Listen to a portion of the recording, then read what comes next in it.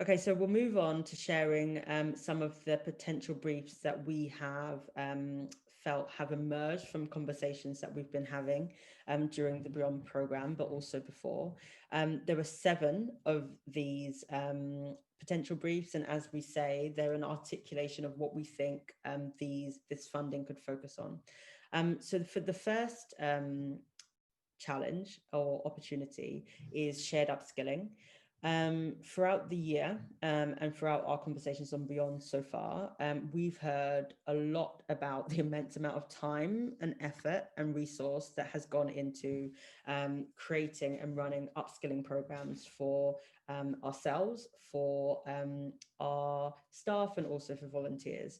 And this has been vital in order to continue program delivery, and it has been important to help us to grow and match the increased levels of demand, but it has also been hugely wasteful, with each individual organisation often creating separate digital upskilling programs for themselves. So we're asking, what if we were to work together to explore what it would look like if we had a central sector-wide approach to digital upskilling?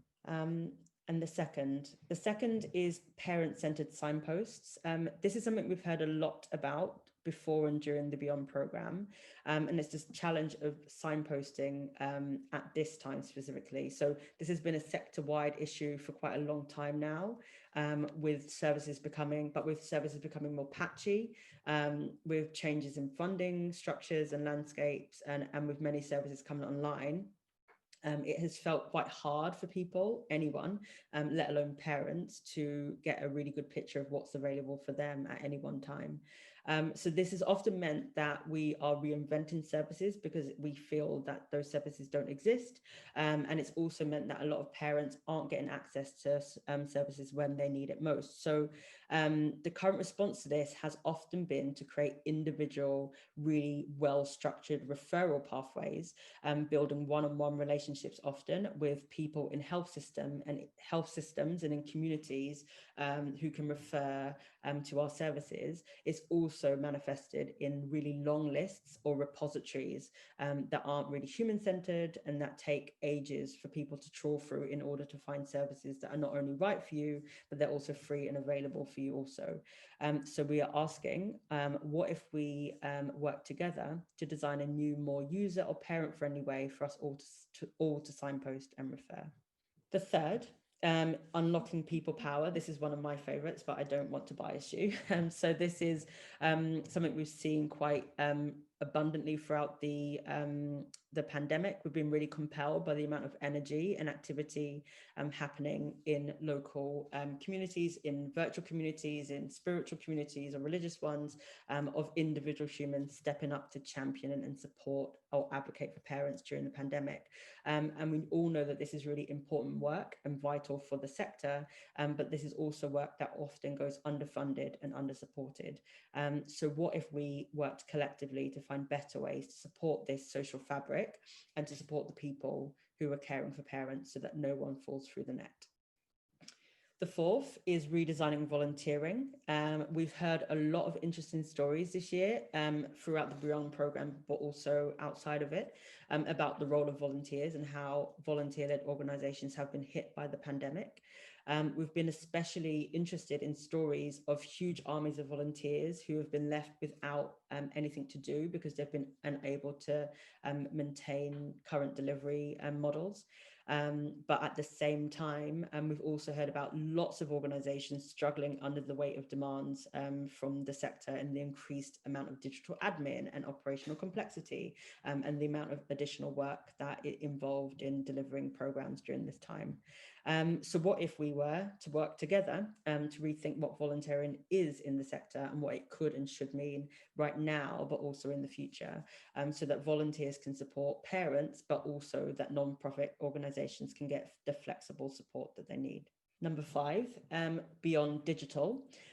We've heard and seen that over lockdown, those that are experiencing digital poverty have been hardest hit. And while many organizations, for very vital and valid reasons, have needed to focus on adapting their services for remote delivery, we think it's also true that most of us have had to default to moving everything online. But this has mean that those services are hard to reach for those who have no access to devices or data. And on top of this, we've just seen that there's been very few great examples of new remote delivery models, especially for services that offer support and network and connection that don't rely on the devices or the internet. So what if we work together to find and prototype brand new remote delivery models that for those who cannot be online?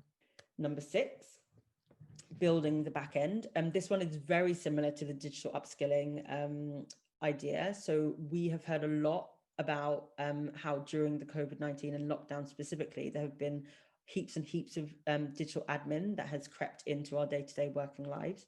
And while moving things online has sounded simple, maybe at first, it has created lots of jobs that we now need to do and now need to fit into our already busy days or increasingly busy days. So on top of that, it has really exposed a lot of back-end needs in our organizations, things that are making us work less efficiently, things that are slowing us down, and especially true as over the years, sometimes we've only had time to patch things up rather than fix things or make things brand new.